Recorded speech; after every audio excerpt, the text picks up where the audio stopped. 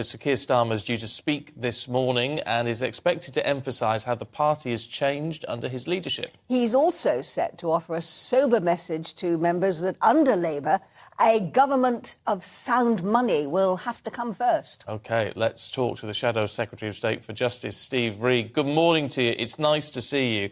It would seem Sir Keir is giving us an overarching message here, but very little detail. Well, we'll get the speech in an hour or so's time, so you'll see the detail coming through. But the key point that Keir wants to put across is that Labour is now a government in waiting. Keir, since he became leader of the party, has changed the party beyond recognition from what voters rejected in 2019. And now Labour stands ready as a changed party to change our country. And my goodness, do we need change when you're looking at the state of the economy after 13 years of these Conservatives and what they've done to our public services, which are absolutely on their knees now. Yes, we've actually had a sort of a press release which tells us roughly what Sir Keir is going to say. And one of the points he makes is, he says, because of all the challenges we face, I remain optimistic about our future. I believe in our country. I believe in our businesses. I believe in our people. I believe in our spirit. Those are the wonderful sort of, rah-rah messages that any politician wants to get across to people. But as we've been mentioning this morning, it doesn't actually give us the basis of how you are going to achieve those things. And frankly, I think those are the points that any MP of any party would want to make, because if they don't believe in the country, why are they MPs in the first place? Well, absolutely, and it is very important to show this, because people are really worried at the moment. People are worried about the state of the economy, their wages, cost of living, energy bills, and it's important that Labour shows that we are the party that can offer hope in the better future that all of us want to see for this great country that all of us love. So what Keir will be talking about today is... Mr. Reid, can you hear me?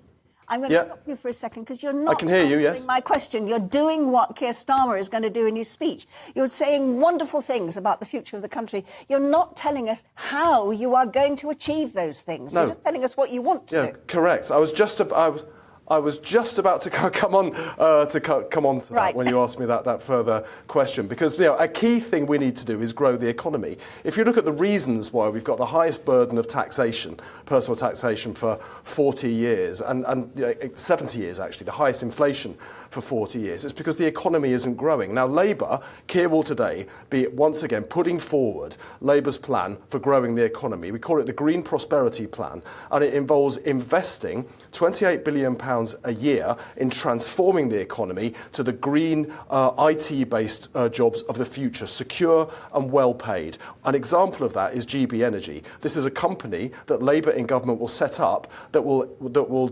steer public and private investment in wind, wave and solar energy so that we can create tens of thousands of good new jobs, but also generate energy in this country far more cheaply and far more securely than we're seeing with international energy supplies at the moment. So lowering household energy bills, plus investing in the good, clean, green, secure, well-paid jobs of the future. That is how you grow the economy. And you don't have to just believe me or even Keir Starmer on that, because the chairman of Tesco's, no Labour Party member or supporter big figure in British business, says that there's only one player on the pitch right now when it comes to economic growth, and that is the Labour Party. So Keir will be pointing to hard proposals that we have got, the party of ideas, a government in waiting, that we can offer hope to this country, that when the next election comes, things will get better with a Labour government.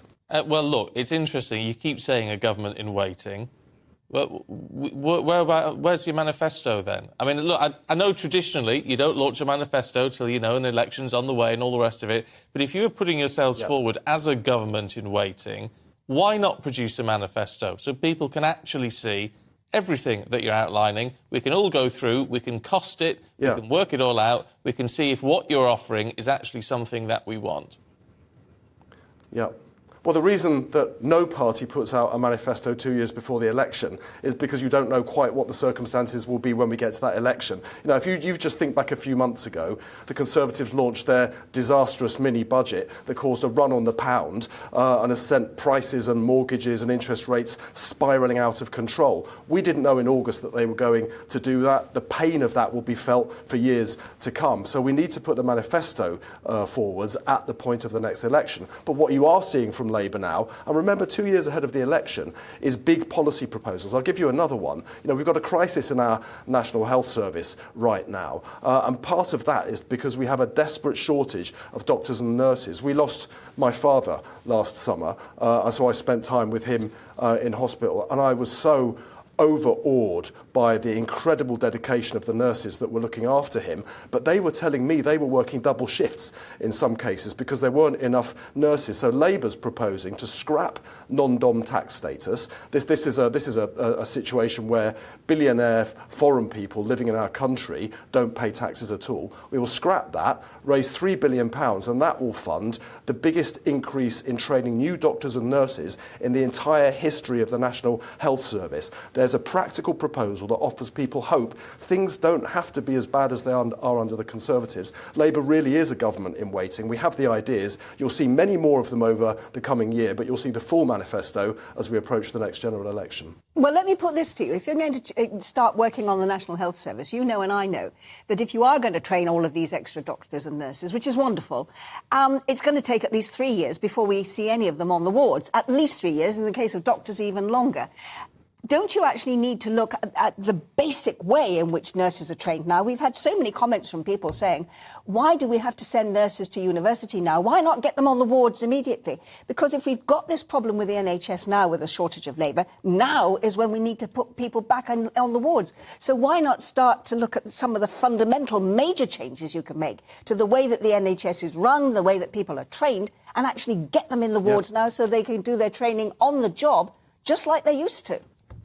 Yeah. Well, I mean, personally, I think that's a very, very interesting idea we'll certainly look at. But my colleague Wes Streeting, who is the Shadow Health Secretary, has also talked about profoundly reforming the National Health Service. It's currently a national illness service, really, and it's not doing that very well after being starved of resources for 13 years under the Conservatives. But if we push it more towards preventive interventions, so earlier on, before a health problem becomes a crisis, we can keep people healthier for longer and, sorry, the earpiece falling out, keep people healthier for longer, and then it doesn't cost the taxpayer so much to look after people who move into crisis, but it also gives those individuals a better quality of life earlier on. I'll use the example of my own dad again because, obviously this was a big matter for our family last year because we lost him. But he had a form of Alzheimer's, of dementia. He got no support whatsoever for 3 years and eventually ended up in hospital for well over a month. Huge distress to him, but huge cost to the taxpayer. A lower level of funding for some home support would have made his quality of life better and and save the taxpayer money. We need to move to those models of prevention and not just crisis funding when problems have spiralled out of control. That is, again, a proposal that Labour's putting forwards. Mr. Reid, I couldn't agree with you more. I think if we can put more money into social services, an awful lot of problems that we have with the health service at the moment would be mitigated. But thank you very much indeed for joining us today. Thank you.